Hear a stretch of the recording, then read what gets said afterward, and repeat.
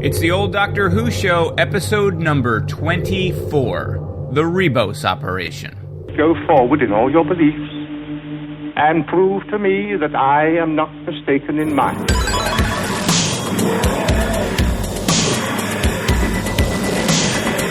You couldn't control my mind before, and you certainly can't control it now. Would you like a jelly, baby? The TARDIS, when working properly, is capable of many amazing things. Reverse the polarity of the neutron flows, and the TARDIS would be free of the force field now. Well, the TARDIS is more than a machine, Stephen. It's like a person, you see. Resulting reaction described. Are you ready? All right, welcome back to the old Doctor Who show, your classic Doctor Who review podcast. I am your host, Eric. And I'm your other host, Dan. And we are here to talk to you today about Keys of Time. But it's a real key party we got going on here, guys. It is. It's where we're going to have intercourse with each other's mates. Hey, guys. So that clean rating is up. Are we still a clean rating podcast? You used the medical so we're not going to talk about swinging. We're not. Until the end. After hours. So anyway, what's happening, Dan? It's been a while. What is happening? Well, let's do our now recurring segment of what the heck is happening with classic Doctor Who streaming. Yeah, bring us up to speed. And here's what's up to speed. Nothing. Yeah, there's no Nothing. news. Nothing at all. There hasn't been any news that I've seen about like the streaming service just in general. Sometimes you see tech things like, oh, this is what we think is going to be happening. There's like been nothing about it. Because I didn't realize either, it's not just Doctor Who. It's everything. Which meant I went to watch Alan Partridge again on Hulu, which was one of the things that I was so happy about with Hulu, and all of that is gone too. So it's all BBC content is now... Yeah, I mean, I'm assuming it's all BBC stuff content. that was Doctor streaming. Who and Alan Partridge, or all the Steve Coogan I'm going to guess love, is all gone. Torchwood, etc., all that stuff is going to be wherever. Right. So it's probably as we Did you check suspect, to see? or as they said, a BBC streaming service is coming. But couldn't they have timed it better? Like, they're encouraging people to torrent and steal, and because there's no... Well, I guess you can still buy it, but... They're encouraging me to buy it. I've been doing it from... You've been buying it, so they're making iTunes. money off of you. Yes. And Netflix is making money off me because I'm doing the DVDs. Yeah. I mean... Speaking of DVDs, talk about... This is like one of the best transitions, I think, in the podcast business. I don't think anyone's done If better. you're interested in buying a DVD, Dan, were you aware that you can go to theolddoctorwhoshow.com? You can click on our schedule button, and next to every story that we're going to review, there is a link to buy the DVD that goes through Amazon, and we'll get a piece of a little taste, as they say. Yeah, they say like a taste. Usually when they're... some guy's got a bag of cocaine, and then he cuts it with a knife. My wife, and I have to give my wife credit for this, gets so mad at that because you cut into the bag to take, like, and then it's going to be spilling cocaine for the rest of the day when you're trying, like, the bad drug dealers will be putting their bag, like, why not just carefully open it up, then taste it and close it and take, like, they're always cutting it with a knife, tasting it, and then doing that awful smile. Yeah, but they're not the typically cocaine doing that's it. Getting everywhere. They're not doing It's it not in very like practical. Ziploc bags, so it's really hard to make sure the seal's okay. Yeah, it's just like, come on, guys. So yeah, that's all guys police don't have care. to do is just follow the trail of white lady, as they say it on the streets. Yeah. So anyway, that's cocaine. What else? What else do we have on our list of things to cover before we get to? Oh, hey, how was and I apologize in advance for not getting there. How was the New Companion? No. How was the Comic-Con was fine. I got no... Okay, guys, yeah, so don't bother it was ever okay. going because it's just fine. It was okay. It wasn't that... I didn't do that great. I'm a straight-up honest person. I like the full transparency. It was fine. It was fine. I have done better shows as far as like how much stuff I sell. I didn't get anyone asking for or mentioning the podcast, and that, again, if you ever see me at a show and you mention it, I will give you some kind of discount or a free book or something. If you see him in the supermarket, if you see him. Supermarket's off. You can't talk to me or make eye contact with me in the supermarket. Anytime we're around food, that is totally inappropriate. This is a one-time only for comic conventions. Gotcha. Sorry, guys. I was saying to you, I know there was a new, and we'll be brief, Doctor Who companion announcement, which I hate. Not that I hate, and I don't hate the companion. I've not seen it. I just hate the fact that we live in a world where that's how everything has to get announced, and we have trailers for trailers, like enough with the preview culture that we're in, where you have to know every detail about everything. I want to find out about the companion through the story. Yeah. Like, it just... And I understand that people are going to leak it. Somebody's going to find an IMDb page or some kind of casting, and they're going to release, this is who the new companion is. And in fact, I think they already... To control it. I think they did maybe before they already that. Did. Yeah. Maybe they already did. But Yeah. I hate all of it. I just... Like, and Twin Peaks, I love Twin Peaks, and, like, you're seeing people posting cast lists and everything. I don't want to know any of that. I think they even released some photos from the set or something. Yeah, I don't know. There's too much of that, but I know you watched it. I feel like you were like the ultimate spoiler hater, though. Like, you really want to come into a new thing completely fresh, not knowing a thing. Yeah, Whereas exactly. I can come into it and will have forgotten everything I already saw. So I'm like a newborn baby every time. Like every time. Every time's the first time. So they announced the new companion. They announced it with a trailer that is straight up just an entire 2.5 minute scene.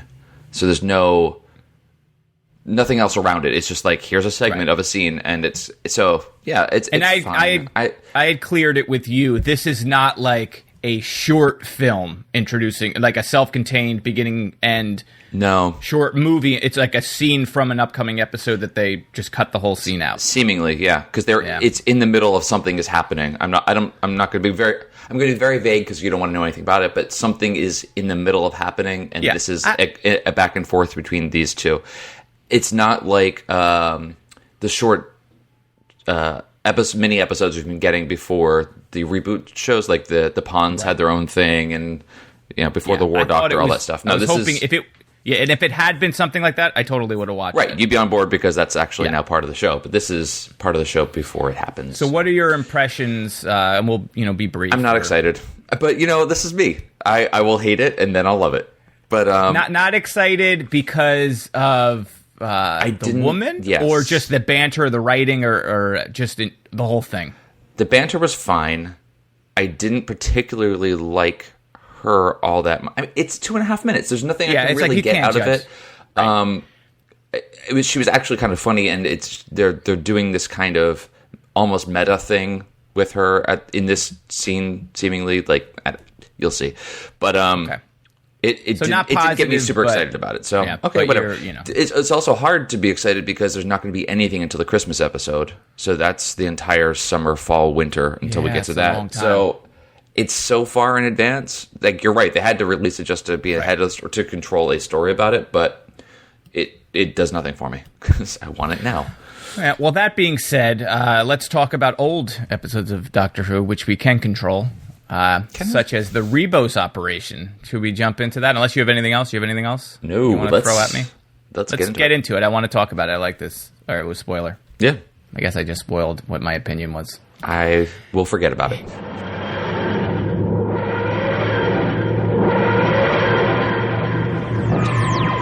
Doctor, you have been chosen for a vitally important task.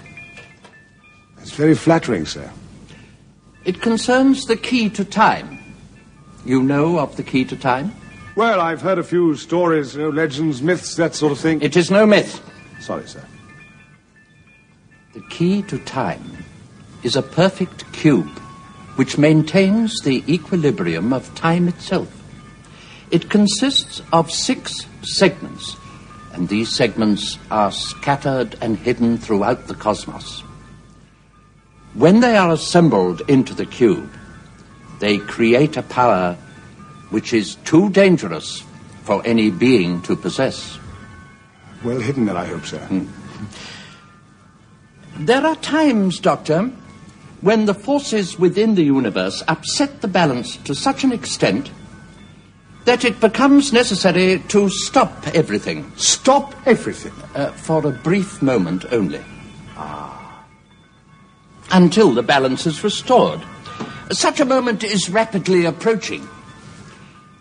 These segments must be traced and returned to me before it is too late. Before the universe is plunged into eternal chaos. All right, it's the RIBOS operation. This is the first story of the 16th season, 1978. We're finally out of 1977.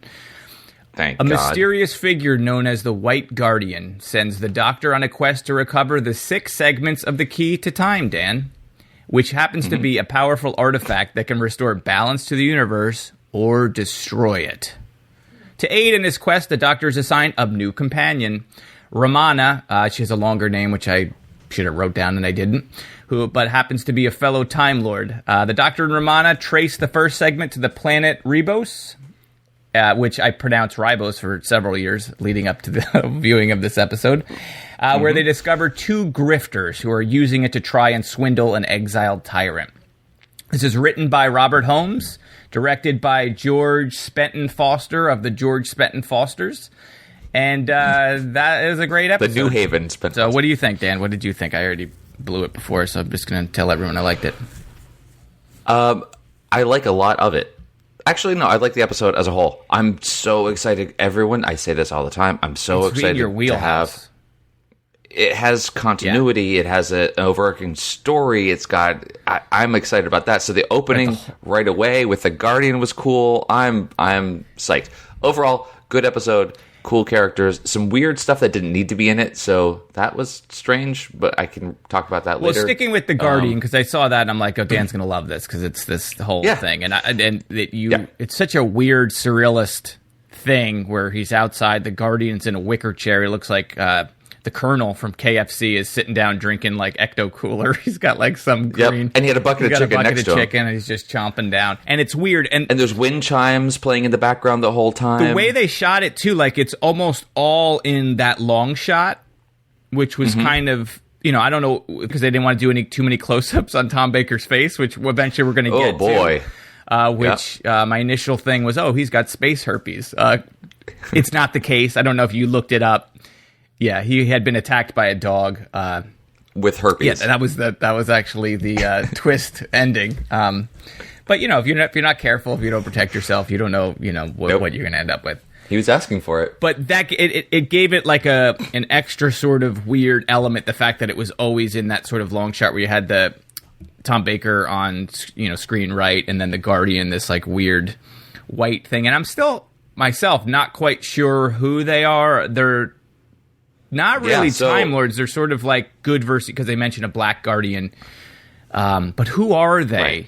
And they have enough influence over the Doctor where he's like, nothing's going to happen to you if you don't do this, where the implication is nothing is going to happen. And he somehow controls reality where he could, I don't know. It's weird. Do you do any research? I liked the introduction of it. Yeah, I did.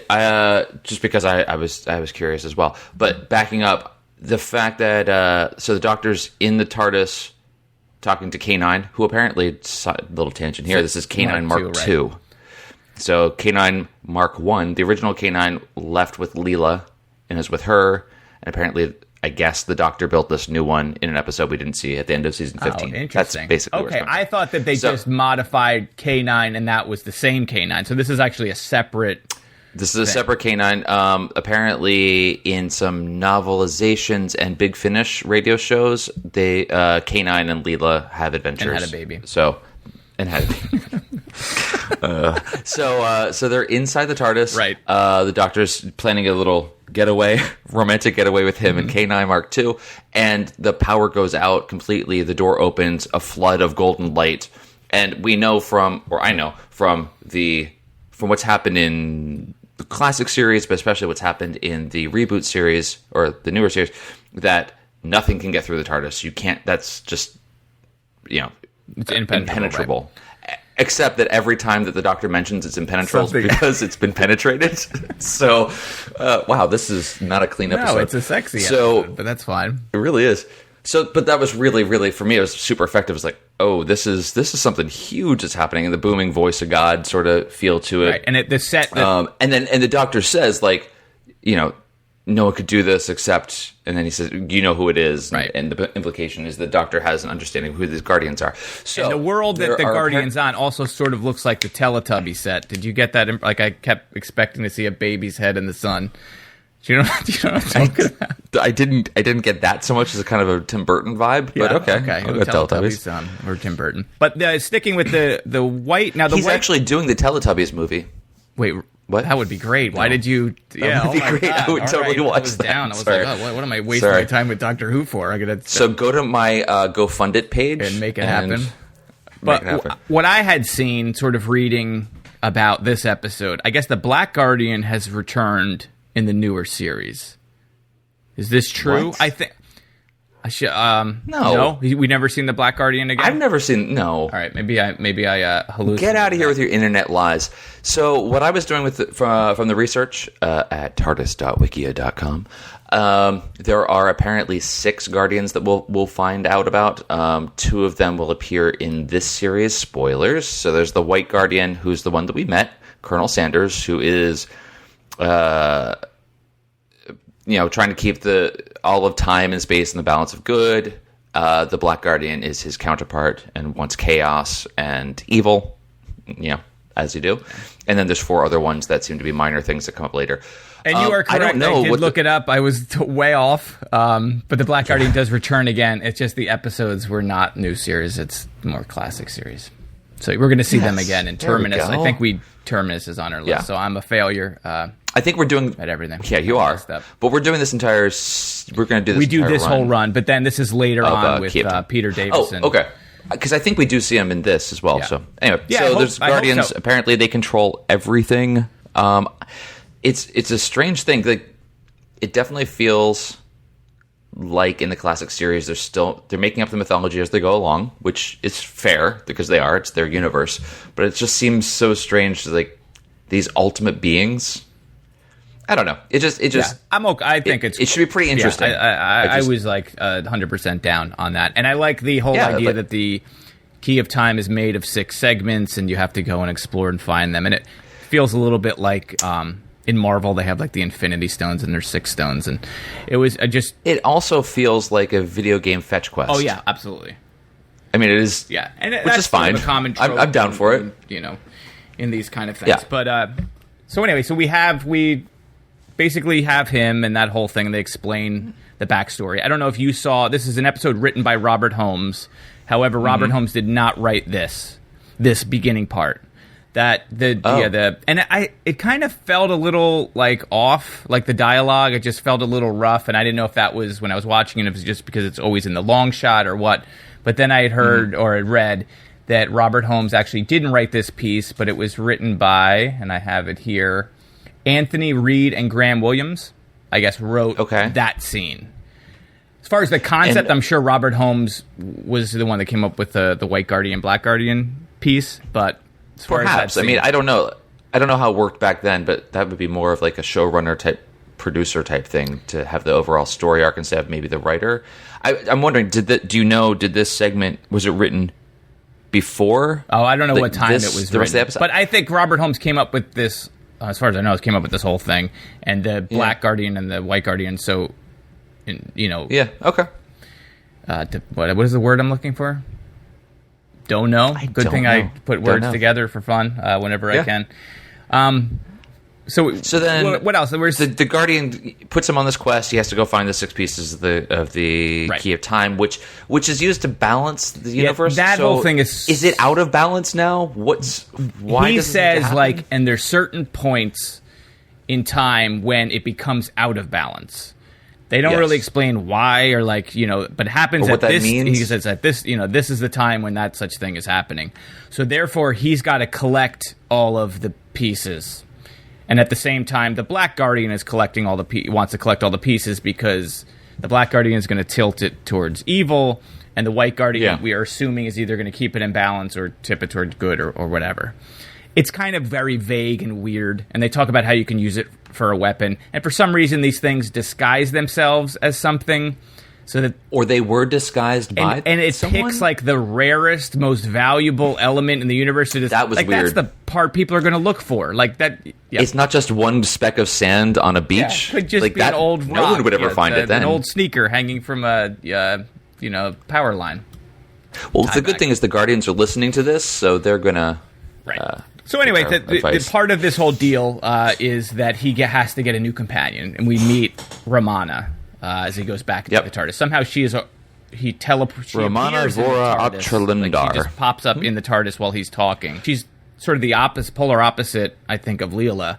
we have her like 5 minutes just combing her hair. There's that one scene where she's just sitting and combing her hair.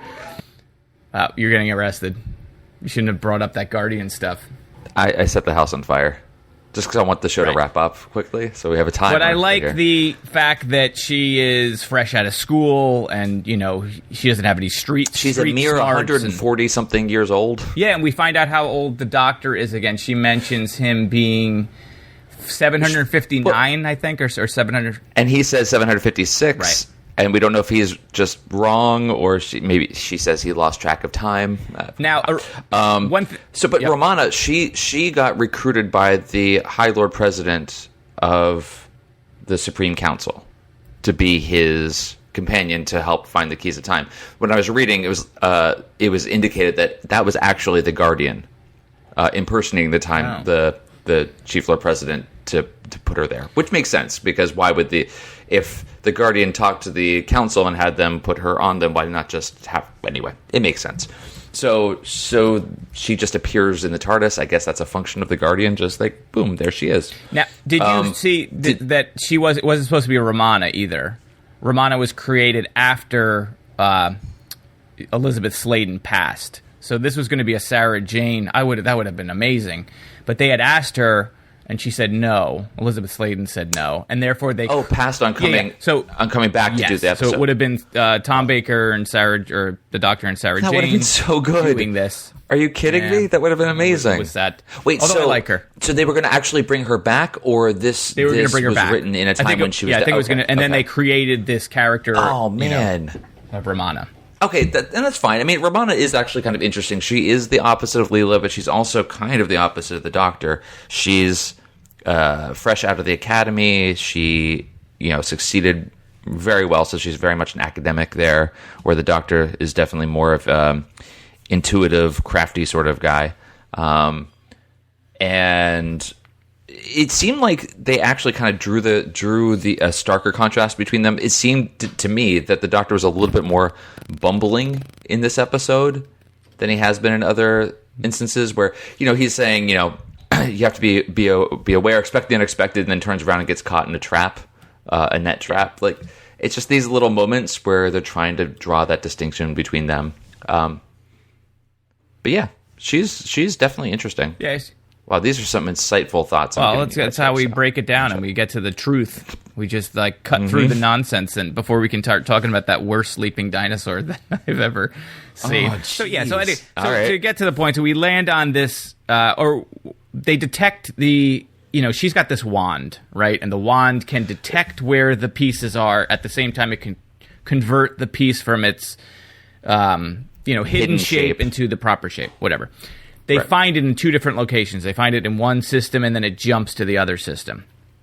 Right. The final system, it happens to be this planet of RIBOS, which is it's almost like an ice planet, although I think later they talk about it also being warm. So it's got sort of like two seasons. Winter. It's basically just winter. No, but I think they mention it also having like a summer phase, so it's like winter all the time, because they mention snow gods and fire gods, or it's a very primitive civilization. It's not like caveman primitive, but it's sort of the dark Middle Ages, superstitious. Exactly. So you are introduced right away to these two characters, which I thought were great. Like Robert Holmes has the two con men. Yeah, the two con men. Robert Holmes has like a really good way of writing these two kind of team characters. You saw that with the Talons of Wang Chiang too, with that crew. Yeah. So they work well together. You've got like the I'm going to forget their names here, but the main guy's Garen or Garrett. Yep. Garen, and Garen. And then Unstoff, which is like the world's tallest sixth grader. Like, that guy just looked like was a child that had been transformed into a man with that hair. Well, he has a very honest face. He's got an honest face. And they're going to rip off. It's a very does it not feel like a very Shakespearean sort of pairing, the two of them? Sure. Like the name alone, like Unstoff, feels like very Shakespearean, but just like that kind of the pairing of the older guy, the younger guy, the fact that they're thieves. I don't know. It just felt very Shakespearean to me. I think a lot of this episode kind of read that way. I mean, later you get the heretic guy who's become homeless and ends up helping. Now I had thought he was going to be the Black Guardian. Like I was waiting for like he had when he took. You're waiting for a twist. When he took him into the catacombs, I was like, oh, he's going to turn out he's the Black Guardian, but he wasn't. He's just a guy who thought stars were the sun, and they ruined his teeth because of it. So that poor guy. But yeah, no, I totally get that vibe that you mentioned with the being like a Shakespearean type take. It's very interesting too that there's very little in the way of sets. I mean, you sort of have a castle, but you only ever are really on the roof of it and in that jewel chamber where they keep the crown jewels. And aside from that, it's the catacombs. I don't think you really ever see much of the rest of the castle other than the hallway. You have the outdoor. You have the outdoor above the roof, crown jewels. You have the where the TARDIS lands. You have the crown jewel room and the catacombs, right? The room outside it and the catacomb. Yeah, you're right. Oh, yeah. And it's very strange, too, that civilization, because you have the guards, but they're also, like, religious leaders, too. Or at least there's sort of a religion going on. They're lighting the candles, and they're doing sort of prayers or weird things with their jewels. Like, who's wearing those jewels? Is there a king? Is there a royalty? Yeah. They're sort of, you don't see anyone other than... That's never mentioned. That Shiv captain, or I forget what the guy's called. I looked it up. It said... Shreve Captain. Shreve? Let's spend all day just saying the name of it. It was basically the guy that puts the money in the safe. He's the only guy that really has lines that's from that planet. Right. Do you know what I'm talking about? I don't think they ever. Yes, I know who you're talking Peter. So you've got Peter. Yep. You've got his crew. That seeker lady who I thought was really cool. The clairvoyant lady. I did. Like, I like all the screaming clairvoyant? The creepy clairvoyant. She's like all into birds and stuff, and she's got makeup on her face, and she's finding people. I love all that stuff. Like, I wanted her eyes to roll back in her head, and she's going to locate someone for you. Yep. Where are my keys? Yeah. Ah! Like, I prefer her sort of to the homeless dude, Binro. I thought he was a little much. Well, I said earlier that there were some parts that could have been cut. He didn't need to be in this.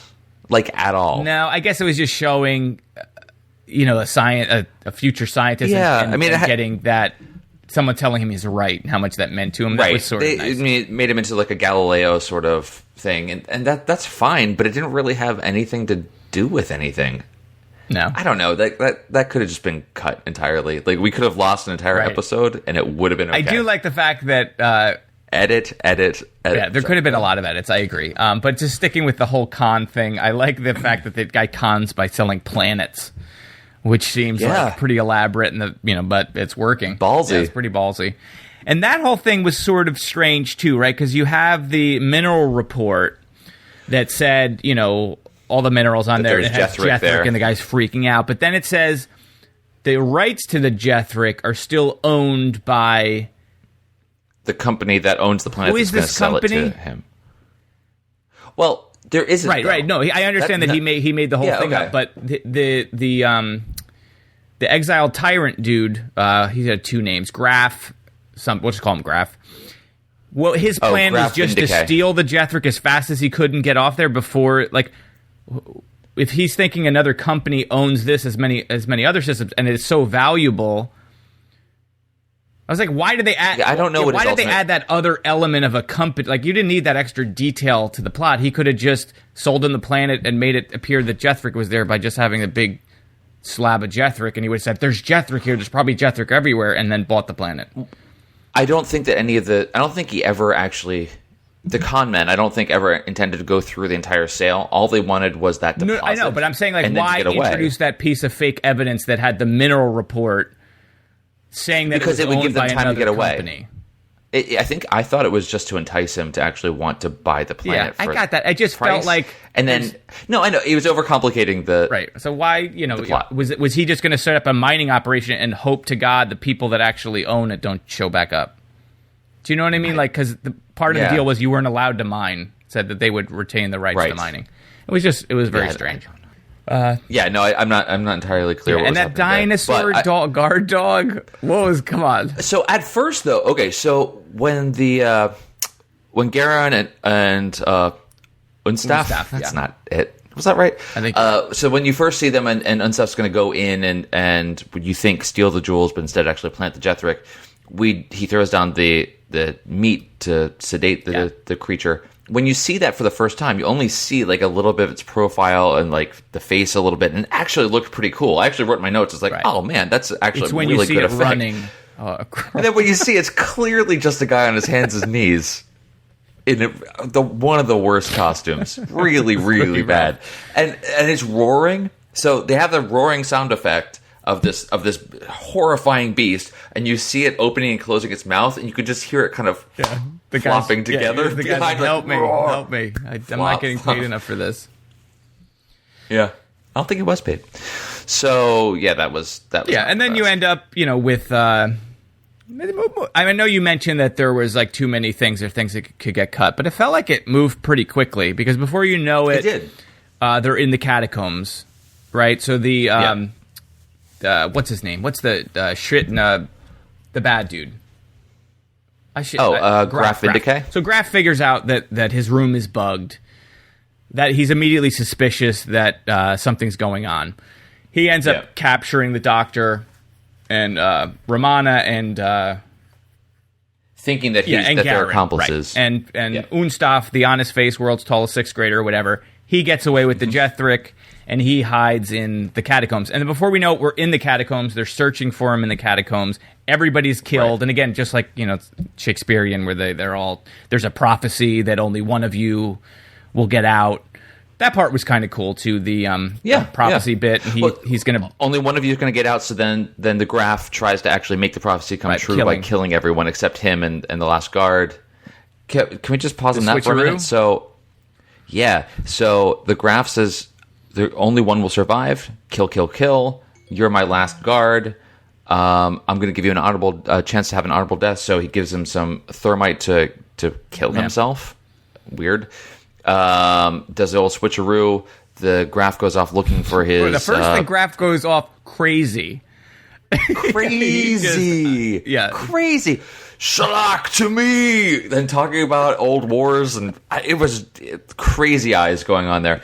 And then he explodes. It was the doctor doing a switcheroo. Right. The doctor straight up murdered him. Oh, he did. Yeah, he's got no problem. I think he does, though. Okay, so like then the only line the doctor has... Yeah.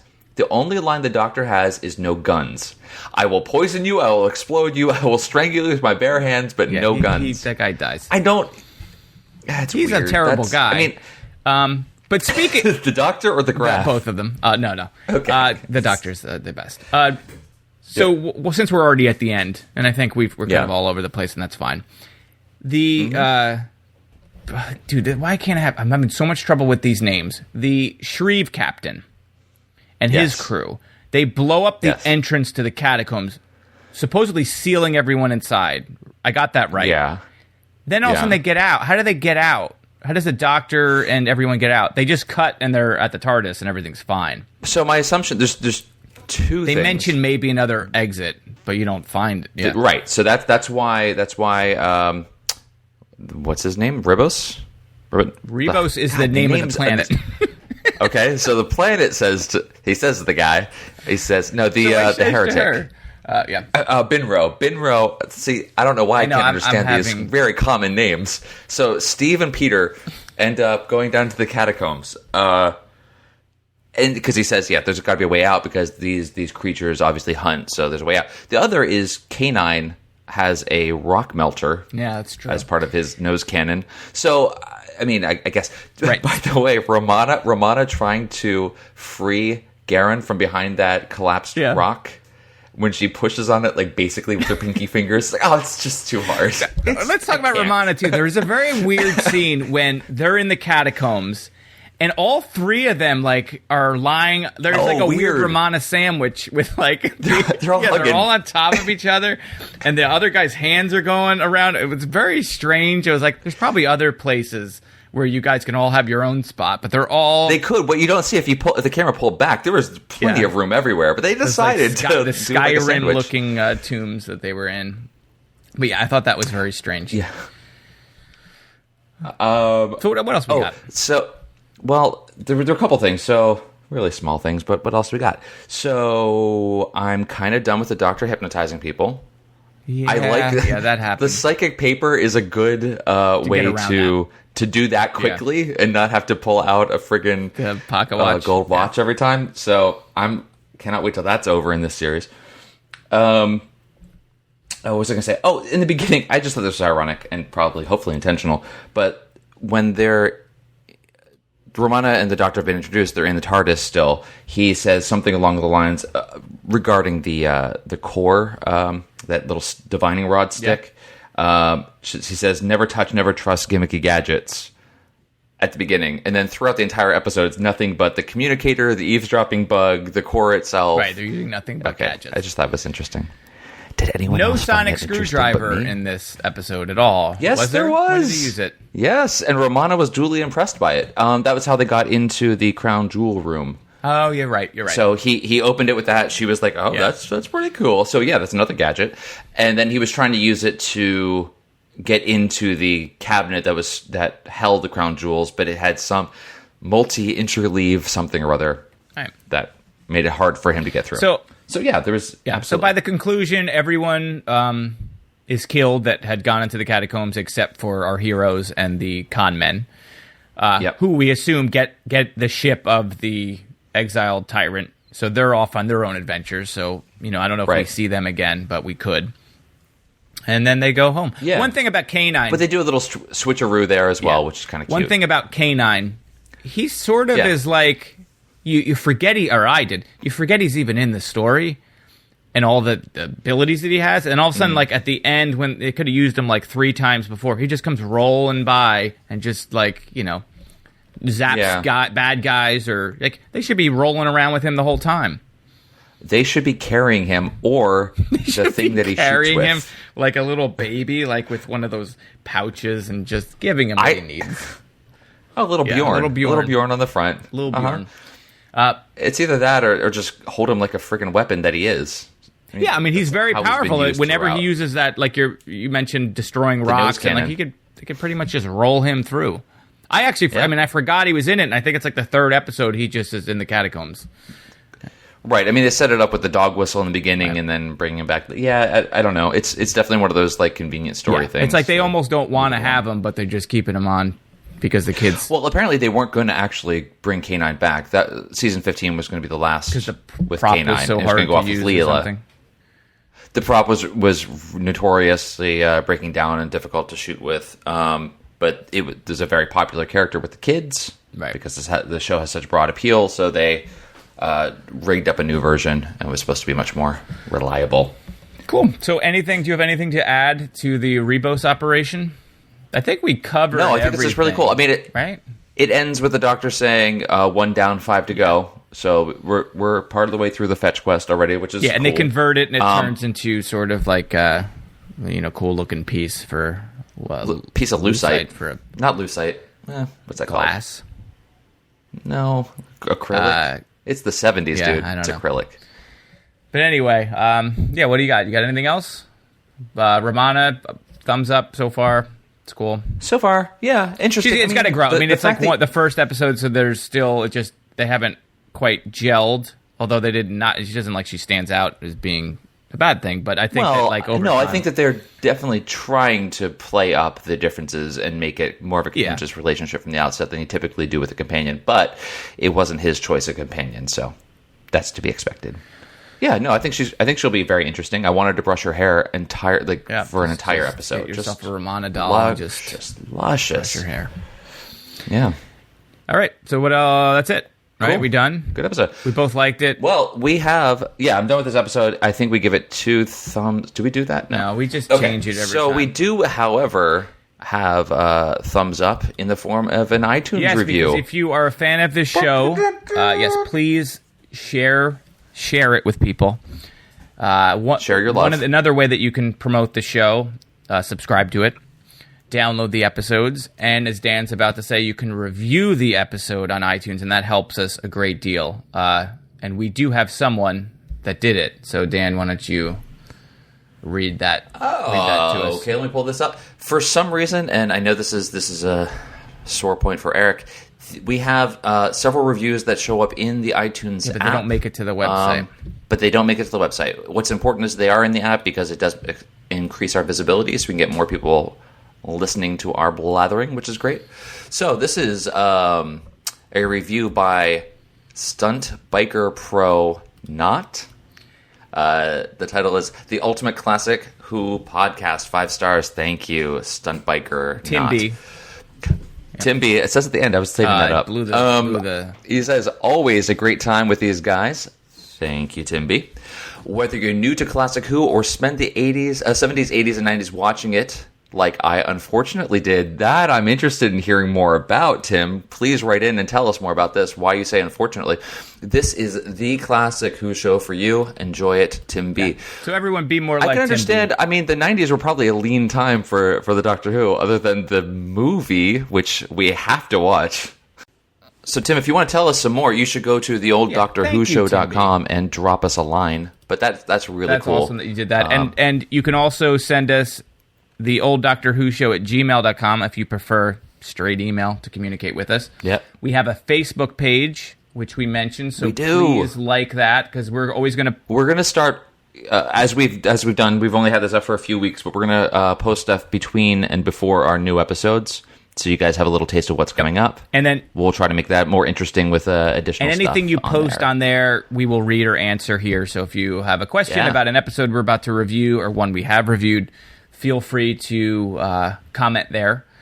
If you're not into iTunes and you're using Google Play, is that what it's called? The Google Play? Yep. We're now on the Google Podcast app, which I'm looking at it on their website now at play.google.com. I don't even see any podcasts here at all. They have apps, music, TV. So it may or may not have really launched yet. I think it's actually rolling out to the Android app first in waves, and then it'll get updated elsewhere. If you are interested, I know I did post a link to it from our Facebook page.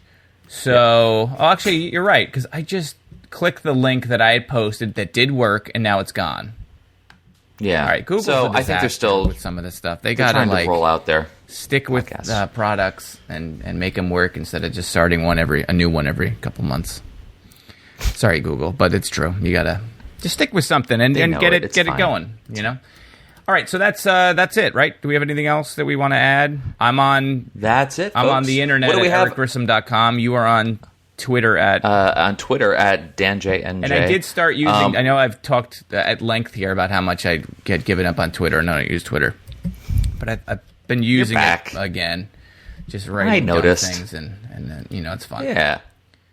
Next, we have the Pirate Planet arc. That is going to be going up on May 25th of 2016, in case you're listening to this from the past or the future. Yeah, and so if you want to check that out, we have our affiliate link there, so you can buy it if you want to. I am going to definitely be buying all of these entire arc because I like continuity. Now, when you bought it individually, so you only bought the one episode.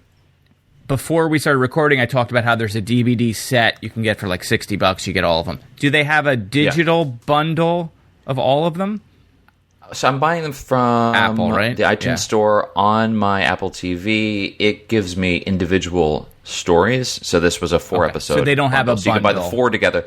It didn't seem like it. They do weird bundles on iTunes where it's like the best of this Doctor, or I'm surprised they don't. It's not great in that way. They don't just do that. What is nice, though, I noticed on the Apple TV, at least on the newer Apple TV, when you go to look at these seasons, if you scroll through it, they're in order, and you see like little thumbnails of each of the individual stories. So that's kind of cool. So it was, Ribos Operation followed by Pirate Planet followed by Stones of Blood. So that's kind of cool because we can see where we're going, and they're all there. So and one note about Pirate Planet, that is written by Douglas Adams.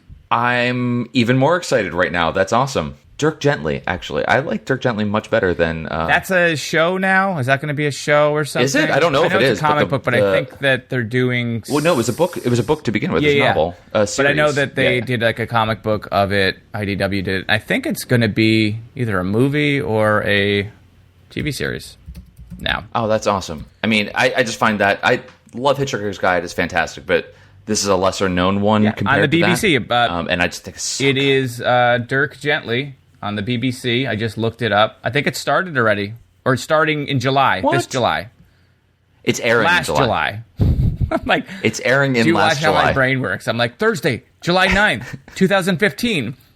That's last year. So I guess it's already a thing that's happened. So if you have watched Dirk Gently, and it looks like it's the guy from Spy is in it, who I love. The guy from Spy. Did you ever see that Spy? It was a BBC show about an MI agent. I think he was like an unemployed dude, and he goes to get a job, and he ends up becoming a spy by accident. It's very funny. That happened. The guy was in Saxondale, and I should know. It wasn't The Wrong Man's, right? Okay, you think Spy. No, Spy, S-P-Y, not the movie that came out. Is it London Spy? No, just Spy. I'm glad we're working this out. Spy with a Y? Okay, I'm sorry, Spy guys. with a Y. Yeah, Spy, great. 2011 TV series, British comedy. Gotcha. I see it. It is starring Darren Boyd.